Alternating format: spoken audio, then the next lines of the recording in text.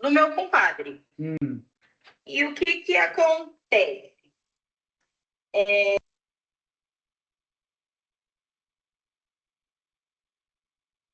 Só para confirmar, tá aparecendo a minha tela para todos vocês? Sim. Então, eu vou iniciar.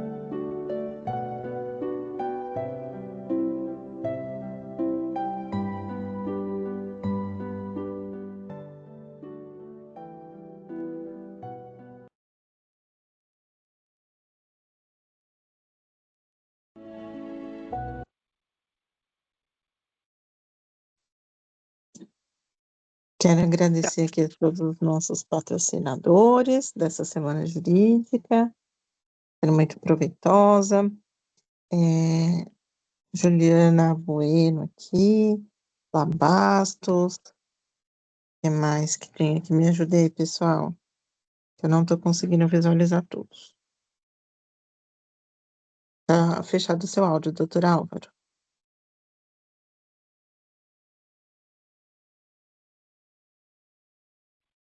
Eu vou ler aqui rapidinho, tá? Tá bom. A relação dos nossos apoiadores. A Empacotes Embalagens, a Lúcius Perfumaria, Rodrigo Julião Advogados Associados, Gráfica Brasil Digital, o Escritório de Advocacia CNL da nossa querida doutora Clementina, Juliana Bueno do Marketing, Restaurante Labastos, a Escola de Idiomas ECC, a nossa Associação dos Advogados de São Paulo, a nossa querida ASP, a Academia Low Fit, Anchieta e a Damásio Santo Amaro.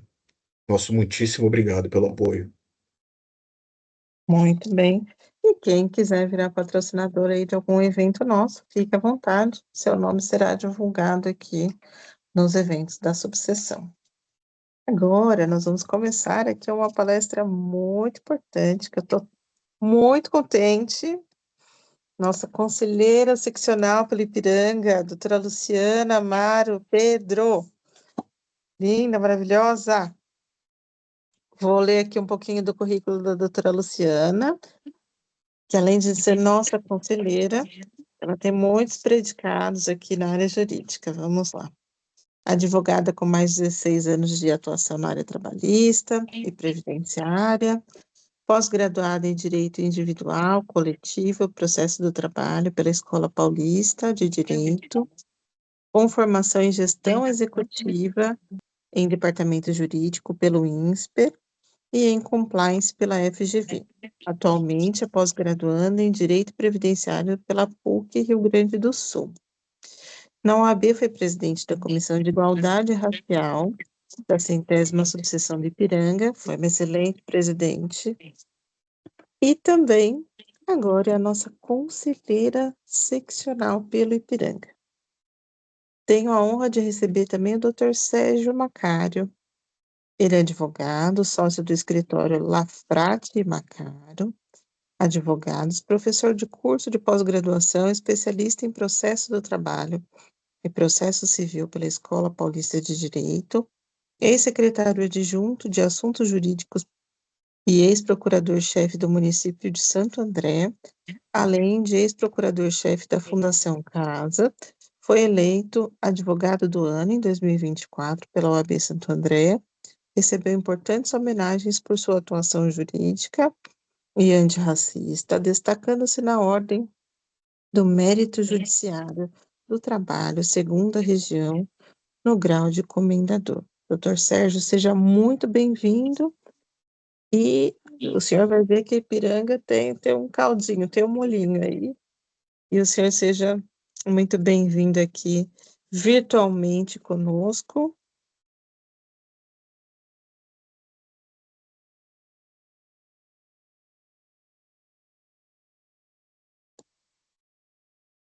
Dani, acho que você caiu. Oi, voltei. Eu estou escutando, mas não estou vendo. Estou por aqui. Por favor, fiquem à vontade, a palavra é de vocês. Minha querida presidente, doutora Daniela, eu me sinto em casa, estou em casa, na verdade, que é a OAB Ipiranga Minha Casa, tudo começou aí, e quando eu recebi o convite, eu falei, jamais deixaria de prestigiar e de estar nesse evento. Já participamos de outras semanas jurídicas, né, que também foi muito legal, a 100ª sempre atuante na semana jurídica. E eu fiz o convite ao Dr. Sérgio também, que quis participar conosco, e eu fiquei mais honrada ainda, né? Nós conversamos bastante e nós percebemos que é um tema bem relevante a questão do limbo previdenciário. Eu acredito que nós podemos fazer num formato até de conversa, mas eu vou passar a palavra para o Dr. Sérgio, porque ele preparou uma apresentação, então ele terá aí uns 20, 25 minutinhos para falar. Depois a gente vai conversando um pouco e eu vou esclarecendo a parte previdenciária. O doutor Sérgio vai falar sobre a parte de direito do trabalho. Então, pode ser, doutor Sérgio? A palavra está com o senhor. Pode, lógico. Aqui é um bate-papo mesmo, né? Então, acho que a gente pode fazer de forma bem informal. Fique à vontade, doutor Sérgio. Bom, boa tarde a todos. Os cumprimento na pessoa da presidente, doutora Daniela. Também aqui não posso deixar de agradecer a doutora Luciana Amaro, quem me fez o convite, e toda a subseção do Ipiranga, né? É um momento de alegria. O presidente falou que hoje nós estamos fazendo a sessão virtualmente, e de fato estamos fazendo virtualmente, mas com o coração aí na OAB Ipiranga. Esse tema, limbo previdenciário, trabalhista, é um tema que há muitos anos nós, operadores do direito, nos encontramos com eles, vira e mexe com ações, e isso vem de uma criação jurisprudencial. Havia, portanto, uma insegurança jurídica, havia, portanto, julgamentos aqui ou acolá desencontrados. Nos últimos, creio eu, 8 anos, a jurisprudência começou a se assentar sobre esse tema, mas, mesmo assim, ainda nós temos aí pequenas divergências, às vezes nós não conseguimos nos localizarmos bem num pedido, ou mesmo numa defesa, ou a empresa, por outro lado, pensa que a responsabilidade não é dela, e esse seminário aqui, muito importante, né, que a gente hoje comemora o Dia do Advogado, e o advogado ali na Constituição traz a figura da sua indispensabilidade para o sistema de justiça, e aqui hoje a gente vem se aperfeiçoar mais um pouco. Volto a dizer, aqui é um bate-papo.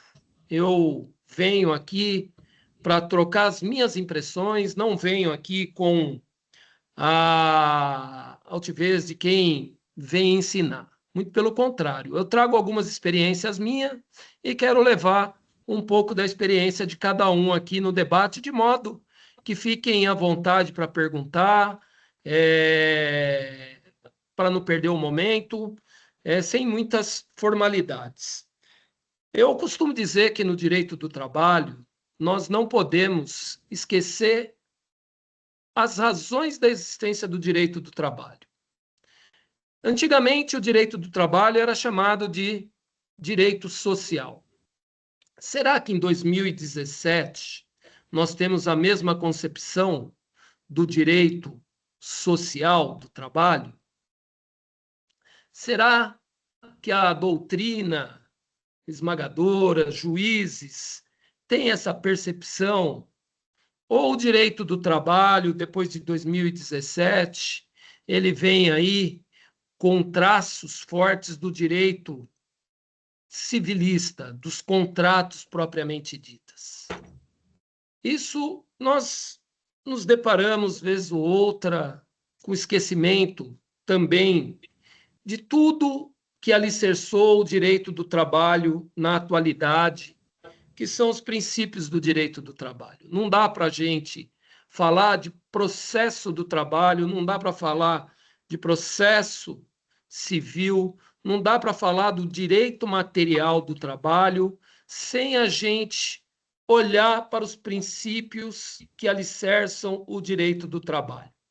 Para esse nosso papo de hoje aqui, eu trouxe 4 princípios que eu acho que eles norteiam bem aqui o que nós vamos falar, e mais tarde a doutora Luciana complementará. Nós temos o princípio da dignidade da pessoa humana, está ali estampado no artigo 1º, inciso 3º da Constituição Federal. Esse princípio, ele fala por si só. O destinatário da norma é a pessoa humana, em que pese temos na relação do direito do trabalho, no contrato, que por sua vez ele é um contrato sinalagmático, nós temos de um lado a figura do trabalhador e do outro a figura do capital representado pela empresa. Mais adiante, nós também temos ali na Constituição Federal, e esse muito importante para o tema, insisto, que nós estamos debatendo, que é o princípio da função social do contrato de trabalho. Princípio esse muito importante para a estabilidade das relações jurídicas que nós temos nessas duas figuras, do empregador e do empregado. Nós temos também no direito do trabalho um princípio que é muito importante, que nós não podemos esquecer, que é o princípio da continuidade da relação de trabalho, ou mesmo da continuidade da relação de emprego. E, por fim, o que se busca no mundo ideal é o princípio da segurança jurídica. Um país como o Brasil, que tem tantas legislação, de certo modo, o que era para contemplar toda a população, ele traz ainda mais insegurança para as relações, sejam elas relações do trabalho, sejam as relações humanas. Por quê? Você começa a ter diferentes pontos de vista. E a Justiça do Trabalho, com especialidade, ora nos deparamos com o juiz julgando com base no Código de Processo Civil, e ora nós vemos que o juiz ele aplica a CLT. Lembrando que o Código de Processo Civil ele é fonte subsidiária ou supletiva da consolidação das leis do trabalho. Voltando aqui para a nossa CLT e para o assunto que nos traz aqui hoje. Importante a leitura do artigo 2º da CLT, que ela diz, entre outras coisas, que o risco da atividade econômica ele é do empregador. O risco da atividade econômica, portanto, ele não pode ser transferido para o trabalhador. E há uma razão também clara, porque o direito do trabalho ele tem a principal função de ser uma norma uma norma alimentar, princípio alimentar das verbas trabalhistas. Délio Maranhão, ele nos explica que ao direito do empregador de dirigir e comandar a atuação concreta do empregado corresponde o dever de obediência por parte deste. Ao direito do controle corresponde os deveres de obediência, diligência e fidelidade. Por que eu estou trazendo essa lição desse importante jurista brasileiro?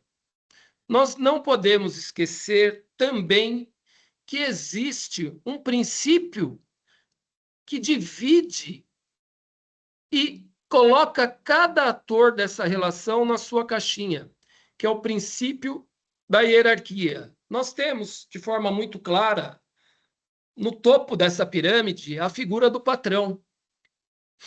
Dentro desse desenho da figura patronal, nós temos a figura do também encarregado. Ao lado, o poder hierárquico, o poder disciplinador, que também vem nos braços do capital. Nós temos ainda, numa outra esfera, numa outra camada, a figura diminuta do trabalhador, a família do trabalhador e, numa figura que salta aos olhos, a inércia do trabalhador. O trabalhador, ele não tem forças, não tem a mesma paridade de armas numa relação de trabalho que a figura do trabalhador. O princípio da subordinação jurídica, ele é o divisor de águas nessa relação. Ao poder do empregado de cumprir com as determinações, ao poder do empregador em determinar de forma lícita as diretrizes que aquele empregado tem que exercer o seu dia a dia do contrato de trabalho. O empregador, como eu disse no artigo 2º, ele assume os riscos pelos custos e resultados do trabalho. Não há outra sorte a não ser essa.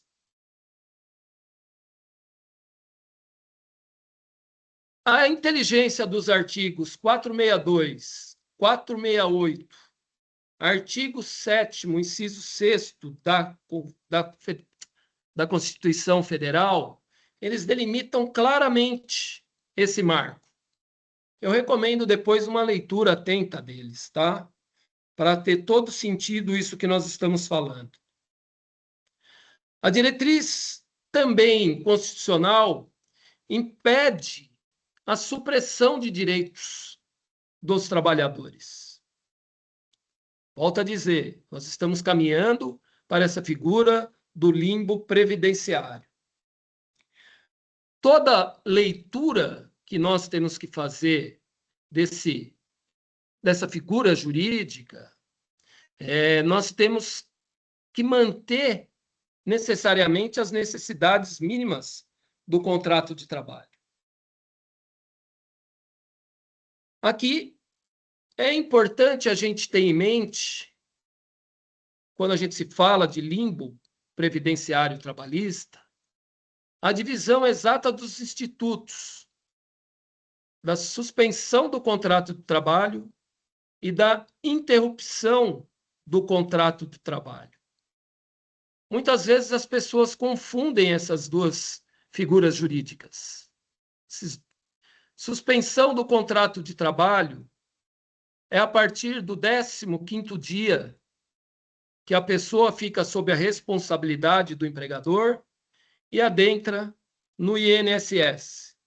A partir do 16º dia, a doutora Luciana me corrija se eu estiver errado, a gente tem uma suspensão do contrato de trabalho. No caso da interrupção do contrato de trabalho, até o 15º dia, nós temos todos os direitos do trabalhador ativos por força do artigo 2º da CLT. E por que não dizer também do 468 da CLT? É obrigação do empregador o pagamento de todas as verbas trabalhistas. Por que isso? Por causa da figura do caráter alimentar das verbas trabalhistas. A figura do limbo trabalhista, ela se forma de forma muito clara. Ela nasce de uma divergência de avaliações médicas, seja o médico da empresa, seja o médico do trabalhador, ou seja, o próprio médico perito do INSS. Perícia do INSS declara o assegurado capaz para o trabalho, cessando, no caso de auxílio, ou seja, acima do 16º dia, cessando o auxílio-doença. O médico da empresa entende que o empregado não tem condições de reassumir as suas funções. E aí a gente cai nessa figura do limbo previdenciário. Essa contradição, ela cria um intervalo em que o trabalhador não recebe remuneração, seja da empresa, portanto, se cessou o vínculo, automaticamente se retoma às atividades laborais não, às obrigações laborais, com a obrigação de pagamento, e o trabalhador ele se vê do dia para a noite sem nenhum tipo de remuneração. Não está trabalhando, não recebe benefício, porque o INSS cessou o benefício. E nessa figura, nós nunca podemos perder de vista que o INSS ele detém fé pública. A responsabilidade do problema de quem é? Hoje, como eu falei, graças a Deus, a jurisprudência majoritária, ela entende que essa responsabilidade pelos pagamentos, ela é totalmente da empresa, uma vez que ela não pode deixar o trabalhador desamparado. Nós nunca podemos perder de vista que na aplicação da lei, ou nós, advogados, como vamos fazer o cotejo de um caso concreto, nós temos que sempre analisar o direito dentro de um prisma sistemático do direito. Porque senão nós não podemos, naturalmente, dar a quem necessita do direito o remédio. Nós deixamos de fazer jurisprudências, porque a jurisprudência ela sai da advocacia com as teses que são criadas por nós advogados, e essa do limbo previdenciário é uma tese criada pela advocacia. E nós temos que verificar todo o sistema jurídico para o lado que ele analisa. Nós temos lá o artigo 6º da LINDB, que fala claramente que na aplicação da lei, o juiz tem que aplicar os fins sociais a que ela se destina. Nós temos o artigo que nós já falamos aqui, 170, inciso 3º, que a função social do contrato de trabalho, nós temos o princípio básico de uma sociedade, de um Estado democrático aqui, sem as pessoas, ou sem a pessoa, ou sem o ser humano, nós não teríamos razão de estar aqui discutindo. Então, o destinatário da norma são as pessoas e, portanto, as pessoas devem ser tratadas com o máximo de respeito.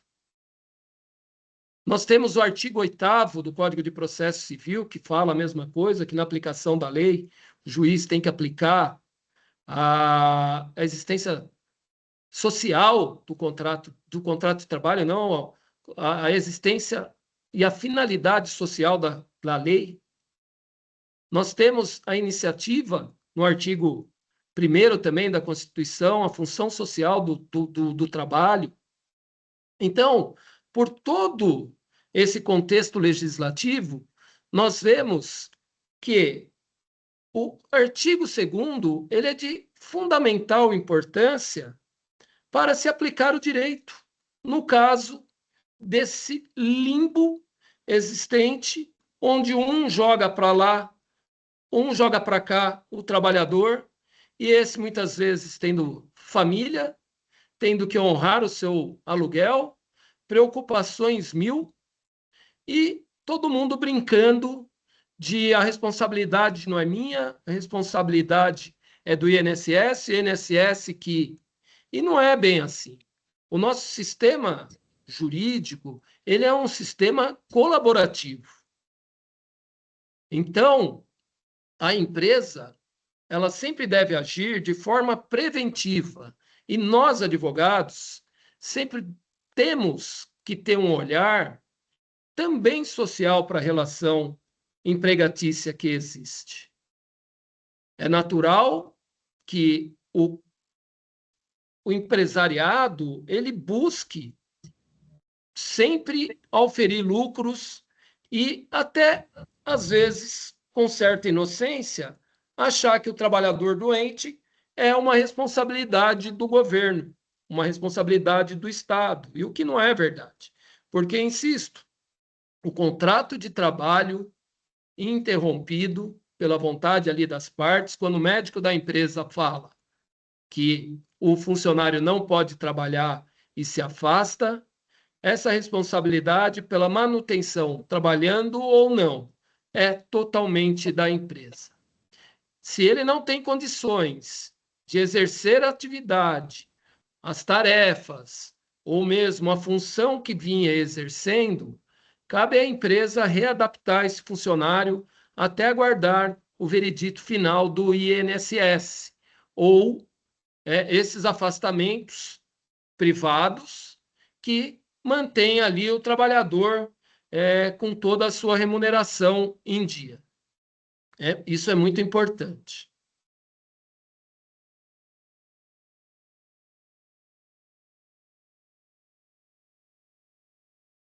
O princípio fundamental que assola a nossa sociedade, sem sombra de dúvida, é o da dignidade da pessoa humana. Falei e vou falar muitas vezes isso. Que é, entre outras palavras, a proteção do trabalhador. O risco da atividade econômica é toda da empresa. Terceirizar essa responsabilidade para o INSS é você aumentar o seu passivo trabalhista dentro de uma empresa.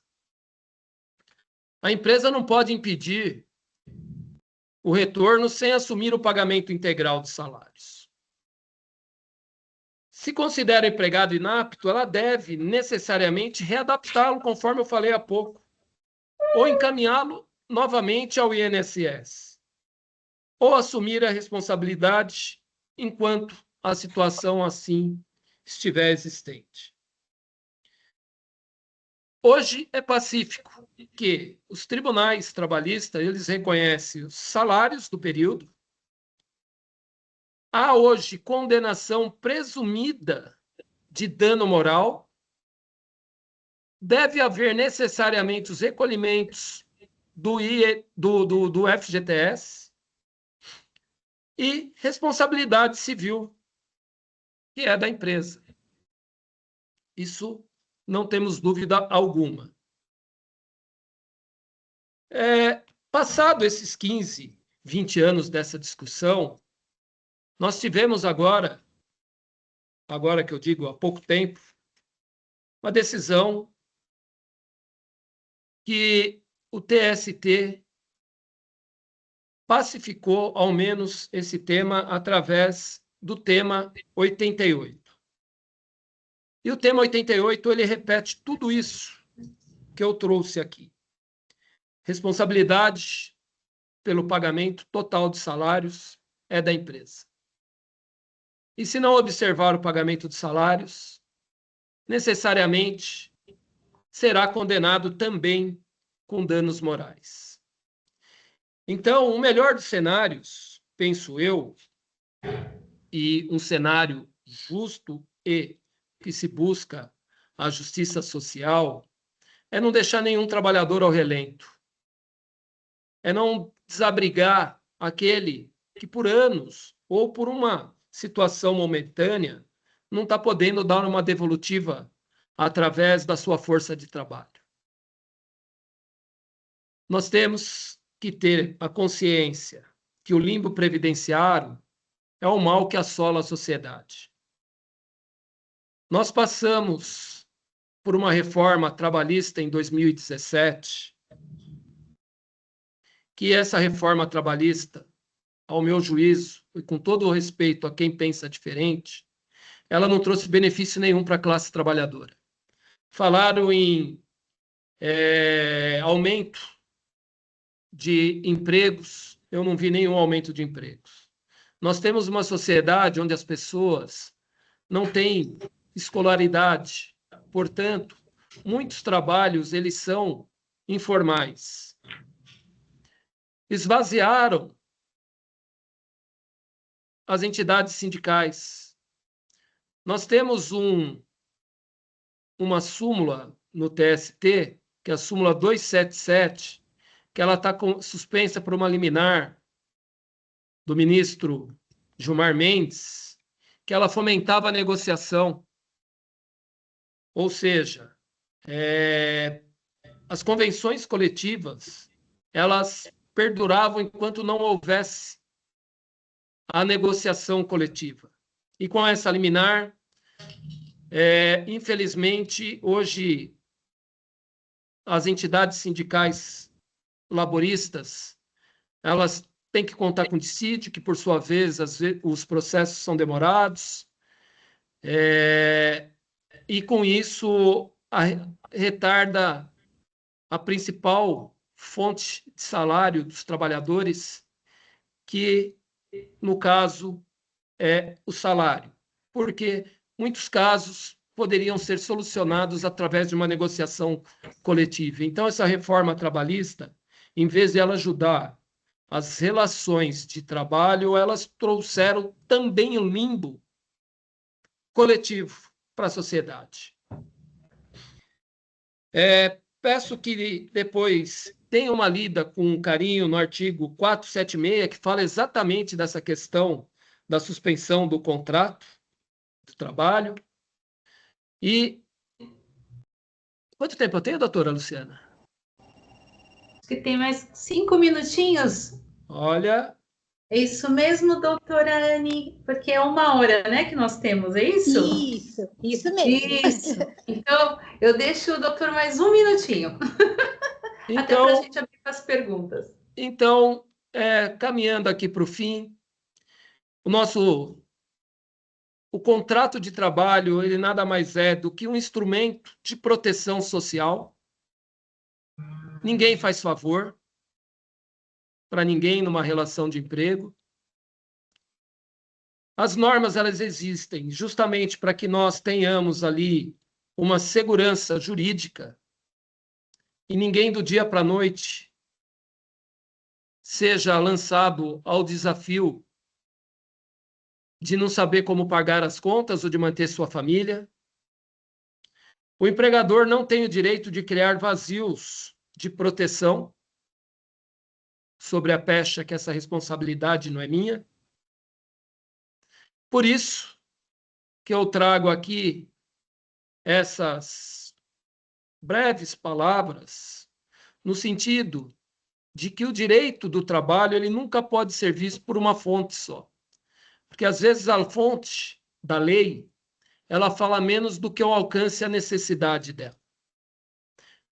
Beber da água dos princípios do direito do trabalho, eu acho que é um dever de todo advogado que atua no campo do direito do trabalho.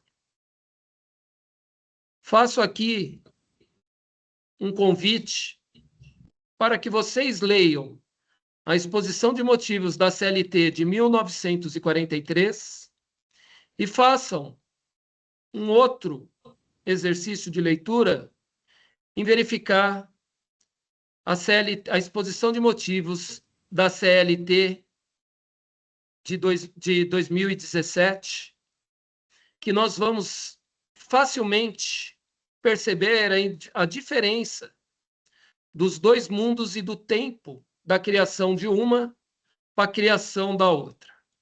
Eu, ainda assim, me vejo mais dentro da CLT de 1943 do que da CLT de 2017.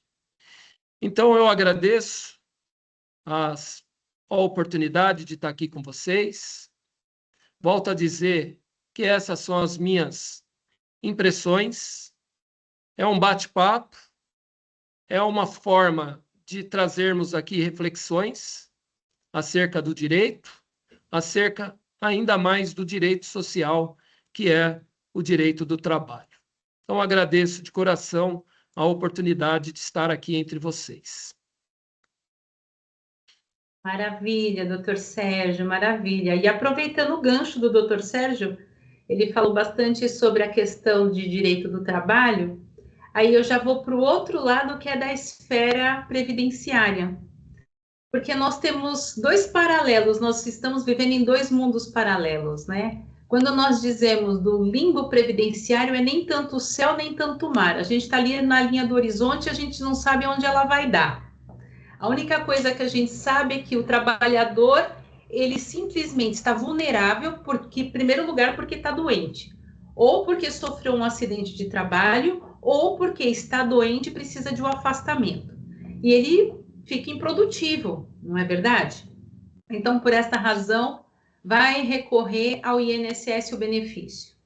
E quando isso acontece, ele precisa estar munido de toda a documentação necessária para que ele consiga o benefício. Quando vai se fazer a perícia, hoje nós temos o processo digital, à distância, que a gente faz pelo próprio aplicativo do INSS ou pela OAB digital, quando o nosso constituinte, né, o empregado, ele vai utilizar, ele não sabe mexer com a ferramenta, então ele pede auxílio. E hoje eu digo que os processos administrativos, eles estão muito mais complexos do que era anteriormente. Então, por essa razão, é muito importante que se diga que hoje no processo administrativo é imprescindível o auxílio do advogado, que o advogado ajude esse segurado a postular, né, o seu pedido junto ao chefe do executivo do INSS. Então, nós temos uma problemática aqui. Começa que a pessoa já está angustiada porque está doente e precisa do benefício, e ela tem prazo para receber esse benefício. Nós temos uma demanda muito grande hoje no INSS de afastamentos. Esses afastamentos por depressão, afastamentos propriamente por acidente de trabalho e situações de doenças cardíacas, assim, é o que eu vejo bastante. Quando isso acontece, você pleiteia o benefício, leva toda essa documentação e passa por uma perícia. E essa perícia, ela é um ato administrativo, é um ato da administração pública. E uma vez que é um ato administrativo, tem fé pública. Só que percebam que no laudo previdenciário, ele não é tão complexo como são os laudos apresentados por peritos judiciais. E lá no artigo 479 e demais do Código de Processo Civil, ele diz que a prova, ela precisa ser devidamente descrita, ela contendo a forma de análise quantitativa, qualitativa, e isso não acontece com o laudo do INSS. Então, por muitas vezes, o benefício é indeferido e o segurado fica, para onde eu vou agora? E ele não está em condições de retornar ao trabalho. Ele continua fazendo o tratamento, às vezes ele tem um afastamento de 30 dias, 60 dias, a depender da situação, mas há situações em que a doença ela perdura e ele necessita de mais tempo para se recuperar. O INSS dá alta e ele tem a obrigação de comunicar à empresa essa alta do INSS, que é um ônus, conforme a súmula 32 do TST, é um ônus do empregador, comunicar à sua empresa que houve a alta hospitalar. Só que ele vai até a empresa diz, você está inapto ao trabalho, como que eu vou realocá-lo? A exemplo, um gerente operacional de finanças que acabou de sofrer um infarto e que fez cirurgia e mesmo assim ainda tem entupimento coronariano. Ele vai retomar suas atividades, ele corre ou não corre um risco de sofrer um novo infarto na mesa de operações? Então, é um risco também para o empresário. Então, é algo que nós precisamos tomar muito cuidado, até porque se esse empregador não reconhece que ele tem a capacidade, ele manda que esse funcionário retorne ao INSS. E esse período de alta até o efetivo retorno, como o doutor Sérgio já disse, é responsabilidade do empregador. E por essa responsabilidade, é muito interessante até que o empregador ele tenha uma governança muito bem estruturada dentro da sua empresa. Digo isso por qual motivo? No RH, departamentos da medicina do trabalho, eles precisam conversar. E eles precisam conversar também com o INSS, porque quando isso ocorre, nós temos um problema sério, porque nem a empresa restabelece e tampouco o INSS mantém o afastamento. Mas isso é uma falta de congruência entre as partes. Precisamos convergir para que a parte hipossuficiente não sofra estas mazelas que nós temos presenciado diariamente, tanto no INSS quanto na Justiça do Trabalho. E o mais importante é dizer que quando ele passa pela perícia, ele tem a alta e o ônus dele comunicar à empresa, a empresa também tem o ônus de, sabendo que esse funcionário está afastado, de sempre estar em contato com esse funcionário para saber a situação e o quadro de saúde desse funcionário e se realmente ele continua afastado. Através de comunicação, eu sempre oriento para quem é empresário que sempre fique em contato com esse funcionário, para que, através de e-mail ou através de AR mesmo, para saber qual é a situação dele, porque enquanto ele tiver de alta do INSS, essa responsabilidade de fato é do empregador. Só que a gente tem situações em que o empregador admite e a pessoa não consegue continuar trabalhando na mesma área, ou ele é realocado para uma outra área, mas dependendo da situação que essa pessoa estiver, se é uma questão de locomoção, se de repente é uma pessoa que teve um derrame, está com o lado esquerdo paralisado, algo, ou está acamado, como que vai fazer essa reintegração? É totalmente impossível, né? É improvável que isso aconteça. Então, uma vez que ele também não tem a condição de ser reenquadrado, readaptado, realocado em outra atividade, ele precisa de um novo afastamento. E aí é onde começa a saga desse empregado em pedir um novo benefício ao INSS, né? E fica aquela discussão. Tem empresas que ela efetua o pagamento, a partir do momento que houve a alta, ela vai efetuando o pagamento dos salários, e se eventualmente o empregado ele tiver um novo afastamento dentro desse período que a empresa está custeando esse salário, esse benefício, ele não pode receber, porque afinal de contas receberia 2 vezes pelo mesmo afastamento e não é o correto. Mas a empresa, ela pode, inclusive, pedir o ressarcimento desses valores que ela antecipou para que o funcionário não ficasse vulnerável financeiramente, economicamente, e não pudesse deixar de manter o seu sustento e o sustento da sua família. E tampouco deixar de prestar toda essa assistência propriamente, porque, como já foi dito, o contrato de trabalho, seja ele esteja interrompido ou suspenso, os benefícios eles devem ser mantidos, né? Então, cuidado que se deve tomar.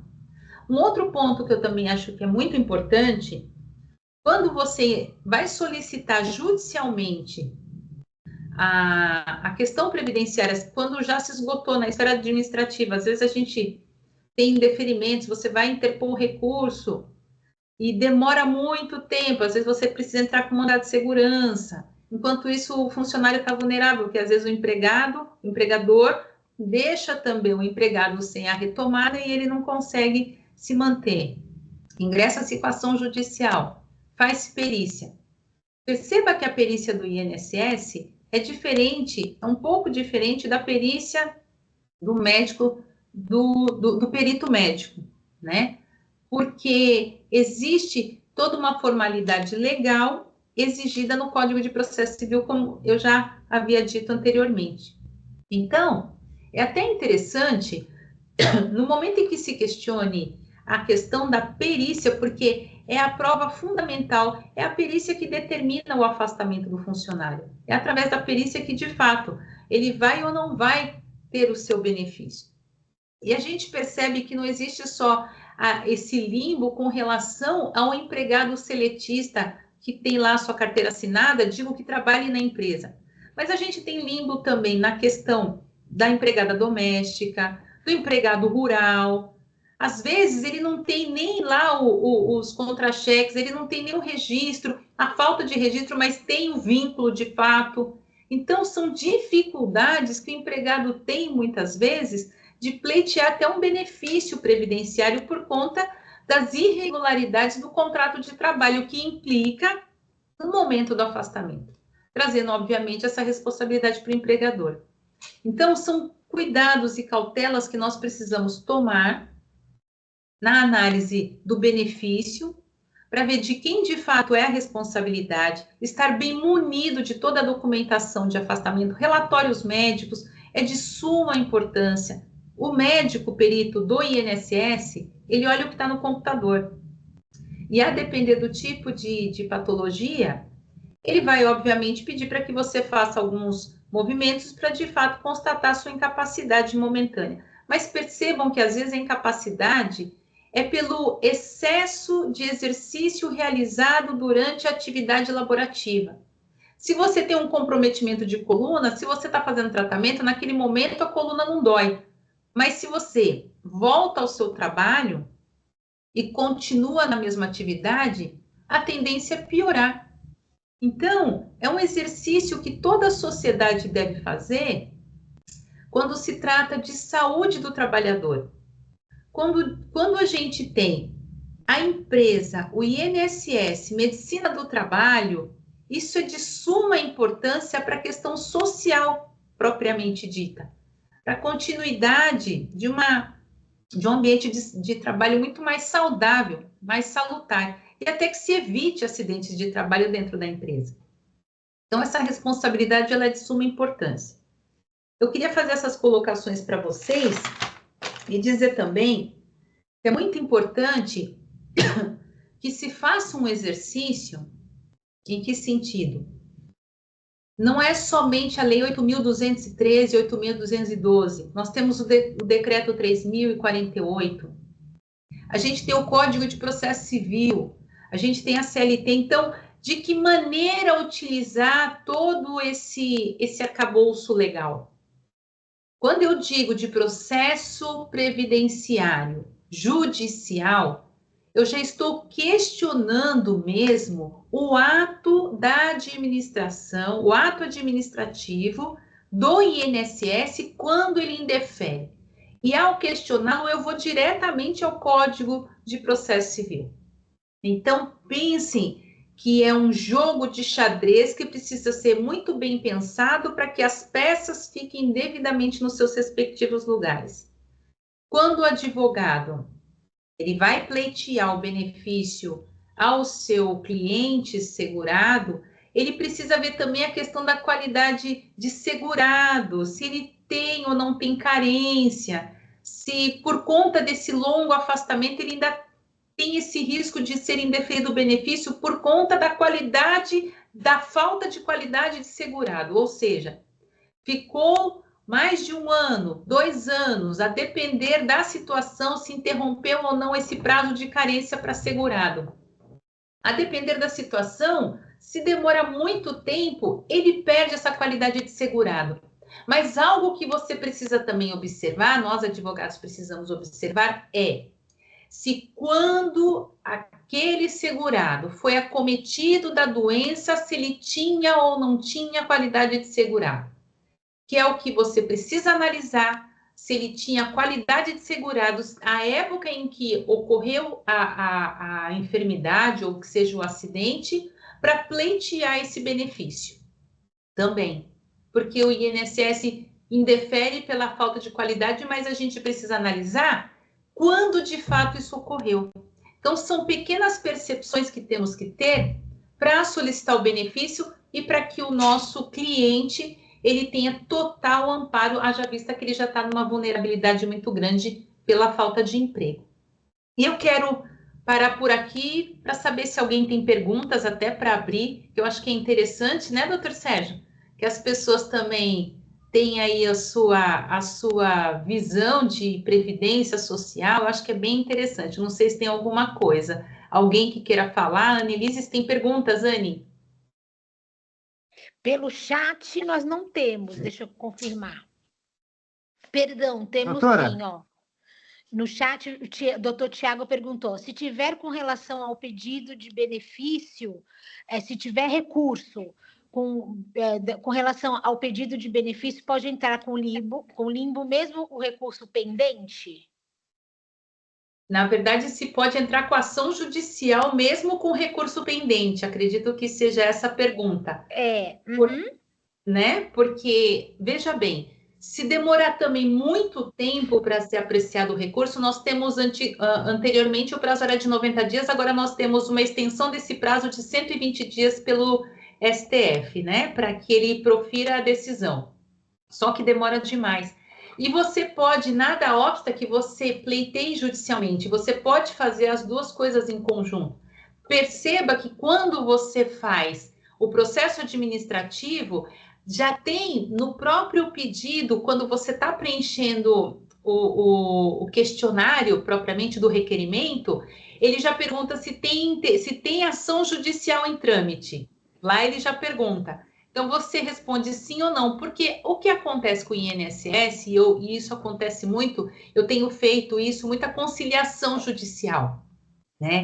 Então, às vezes o INSS, ele concorda, de fato, realmente, vamos resolver essa questão, tem essa parte que é a responsabilidade do INSS, ele chama para a junta de conciliação e faz a conciliação.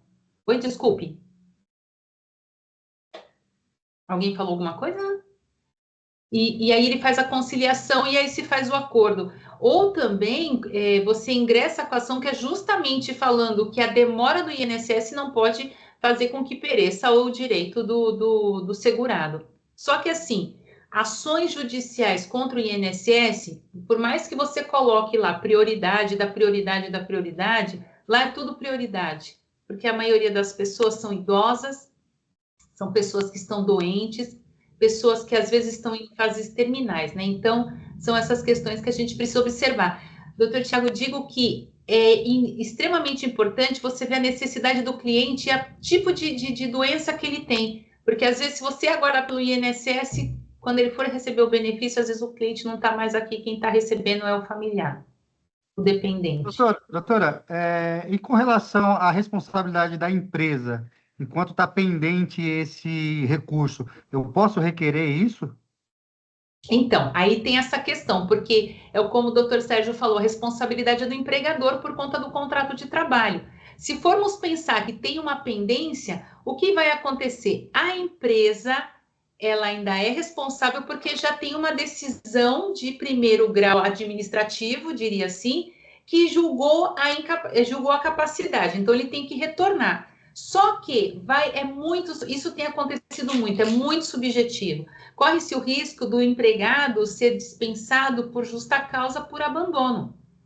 Porque, às vezes, ele está afastado e teve a alta hospitalar, mas está em grau de recurso e não tem condições de retornar ao trabalho. Às vezes, ele até ingressa com outro pedido de benefício administrativo, que é justamente para não ficar, olha, empresa, eu ainda estou aqui, eu fiz esse recurso, não tem nada deferido, mas demonstrando que eu, de fato, ainda estou com problema de saúde, eu faço um novo requerimento. Tem até um modus operandi de algumas empresas que é dessa forma. Ele tem alta hospitalar, ele manda o funcionário voltar, o funcionário não tem condições de voltar, ele pega um novo atestado, demonstrando, obviamente, a sua incapacidade, ele consegue um novo benefício. Então, às vezes, é um pouco ilógica as coisas, né? Que era muito melhor que se estendesse o benefício propriamente do que ficar pleiteando novos benefícios. A doutora Natália também está perguntando, no chat, se o tempo de espera entre a data do pedido até o deferimento e pagamento entra no limbo. Entre a data a DER, né, a data de entrada no requerimento, até o efetivo pagamento pelo INSS, até a efetiva perícia, né? Porque é na perícia que vai se estabelecer o período que ela vai ter direito ao benefício. Aí, neste caso, a responsabilidade é do INSS. Terminou, cessou o benefício, antes de cessar, ela tem 30 dias para notificar ao INSS se ela está apta ou não, se ela se sente apta ou não. Até porque, se o problema persistir, você faz o pedido de prorrogação do benefício. E aí você precisa aguardar o novo deferimento, se o perito defere ou indefere. Tem isso também. Então, aí ainda é responsabilidade. Eu entendo não. O limbo, ele acontece efetivamente da alta, ou seja, cessou o benefício. Meu benefício vai ser pago até o dia 11 de agosto, até hoje. E amanhã eu já tenho que me apresentar na empresa. A empresa, ela indefere o meu retorno. Eu vou me munir de documentos informando que eu comuniquei à empresa que eu estou apta ao trabalho, que eu tive a alta do INSS e que eles precisam me readmitir, me realocar. Se a empresa não fizer, responsabilidade da empresa.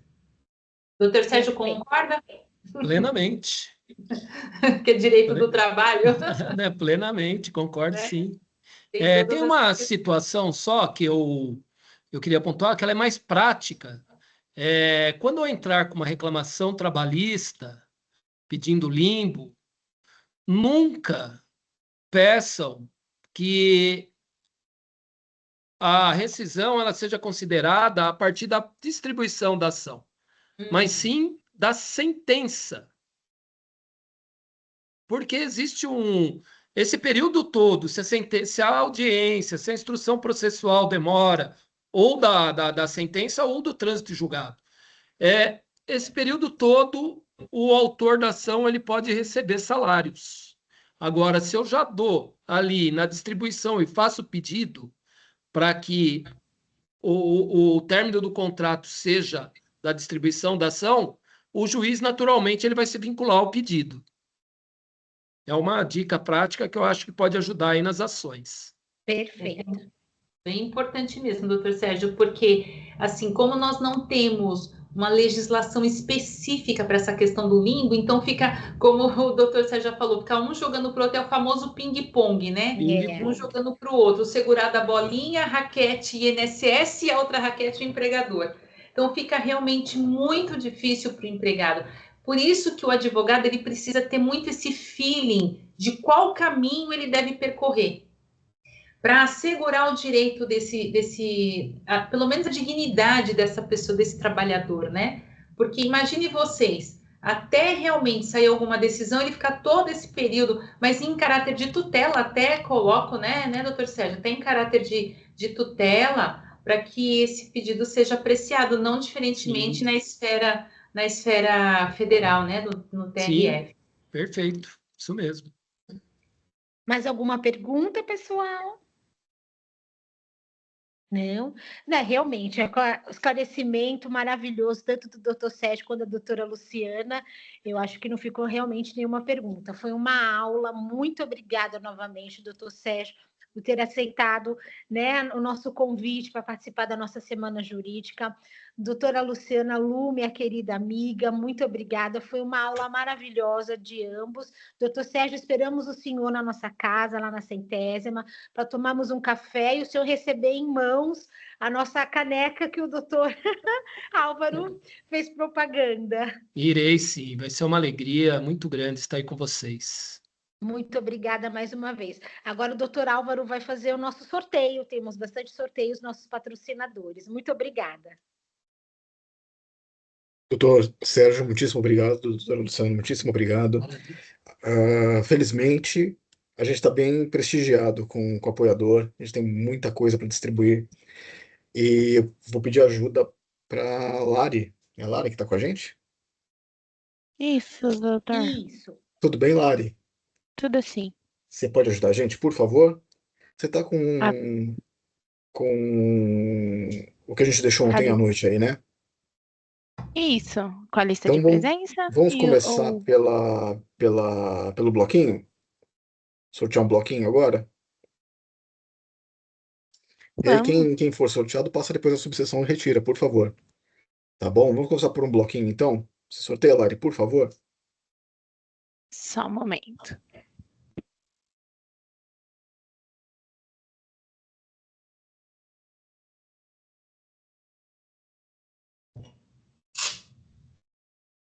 Nós temos 6 objetos para sortear, não é isso? Isso mesmo. Então, assim, o que vocês acham da gente sortear, já fazer 6 sorteios e quem chegar primeiro lá escolhe entre o que tem que retirar? Boa. Acho que é mais Boa. dinâmico, Uhum. como a gente Perfeito. fez ontem. Então, Lari, por Perfeito, favor, ajuda a Álvaro. gente a sortear 6. Vamos lá que eu vou anotar Sim. os nomes. Só um momento que eu vou sortear os nomes. Perfeito. Valeu, Lari. Nada.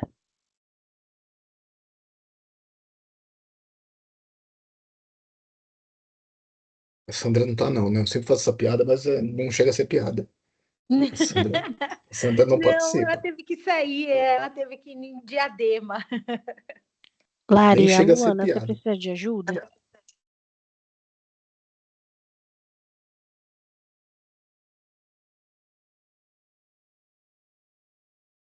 Larissa, me ouve?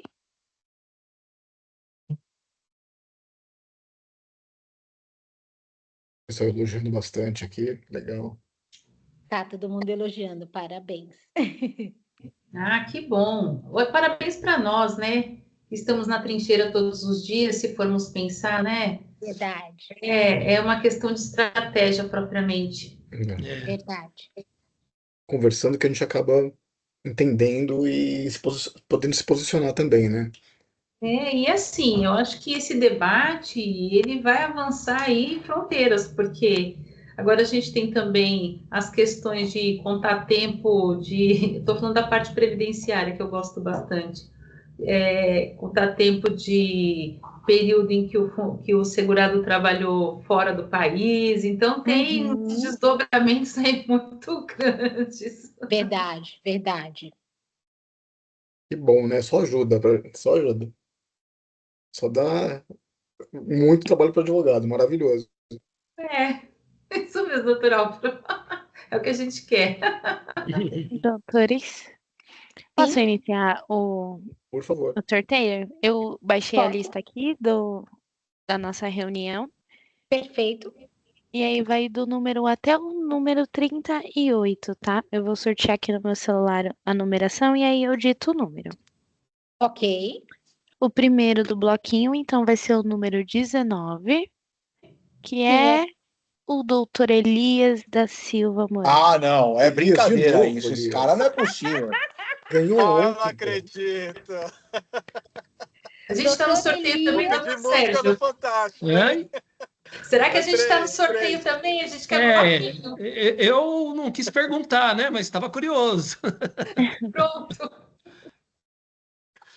Pronto. Ele- Anotado. Elias, me passa o número da Mega Sena, por favor. Aqui, não passa no Pode chat, deixar, não. Tá O bom? Elias ganhou ontem no sorteio já. Ganhou Ontem, 3 hoje- vezes. Já pode pedir música no três. Fantástico. Ah, mas o doutor Elias, ele só não levou a cama dele para o OAB ainda, né? Falta É pouco. verdade, é um querido, Já é é um residente. querido. Pode sortear, Lares, por favor. O próximo item será o número 9. Número 9 é a doutora Bárbara Soler. Bárbara, maravilhosa.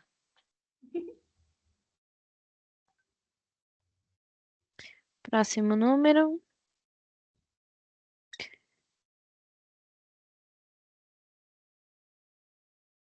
Número 31.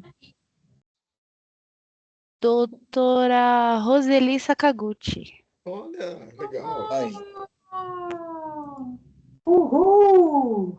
não ganhou no bingo da festa junina, mas dessa vez ganhou, hein? Olha lá, hein? Eu pego hoje à noite. Rô, que eu tô com saudade de você, preciso te dar um beijo. Também. Hoje à noite eu vou na palestra. Então a gente se encontra. Tá bom, beijo. Obrigada. Luana, a Bárbara, tudo bem? Tudo bem, doutora Soler? Doutora Bárbara. Eu pego hoje à noite também, que eu vou lá na palestra. Legal, Tá doutora certo. Bárbara. O próximo número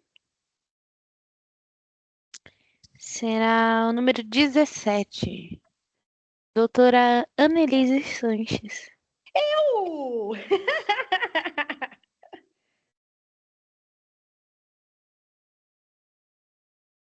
Só um momento.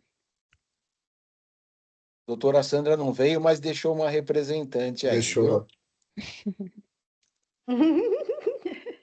Para Faltam o 2, né? próximo número será o número 36, doutora Tereza Cristina.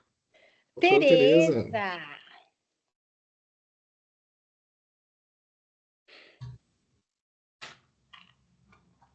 E para o último número 8. Doutora aqui, Andréa Verotti. Verotti. Legal, gente. Obrigada. Espero vê-los hoje de noite na nossa casa. Temos mais uma brilhante palestra, né? Para brilhantar aí nosso dia 11. Parabéns a todos e a todas, companheiros e companheiras de trincheira, né? Muito obrigada, viu, gente? Vocês me permitem só uma Por favor, despedida doutor aqui, Sérgio. um Claro, agradecimento doutor Sérgio. todo especial para a doutora Luciana.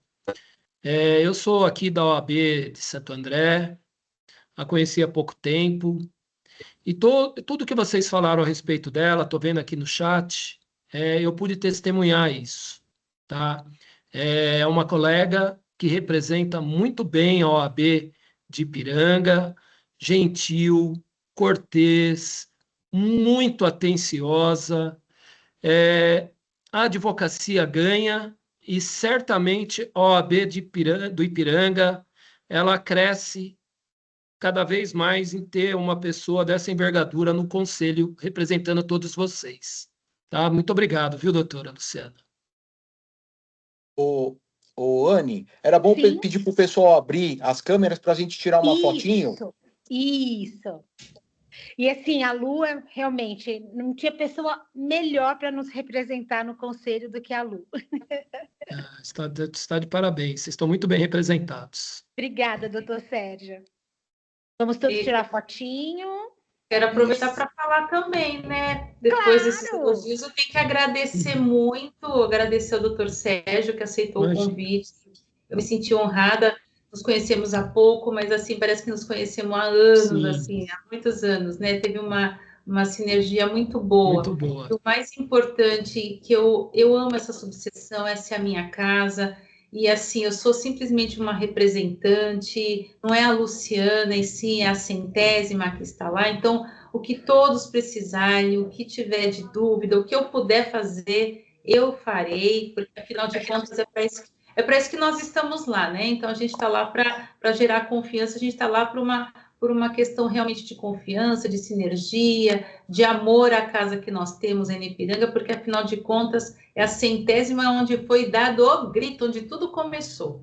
Exatamente. Então, é um motivo de muito orgulho, e eu aprendo com os experientes, doutora Roseli, doutora Daniela Reis, nossa, doutor Cris, todos, não vou ficar mencionando o nome, senão você injusta, mas assim, eu digo que eu faço e continuarei fazendo enquanto lá estiver. Obrigada, viu, Lu? Obrigada a vocês, viu, pelo convite. Larissa, você pode tirar foto, fazendo favor? E, doutor Claro. Sérgio, por favor, compareça à subseção. Nós temos um coquetel de encerramento da Semana Jurídica no próxima sexta-feira, às 19 horas. Se o senhor puder comparecer, vai ser uma honra. Eu que recebê-lo lá. agradeço o convite e agradeço o Por espaço favor. aqui. Muito obrigado. Muito Muito obrigado. obrigada, gente. Até a próxima. Até a Vou próxima. tirar, mais tarde, só vou até tirar mais foto, tarde. só um momento. Ah, vai tirar fotinho. Peraí. 1, 2 e...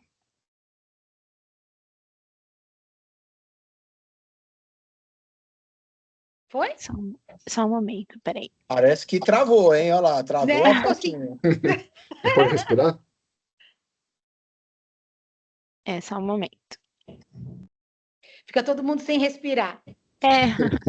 1, 2, 3 e...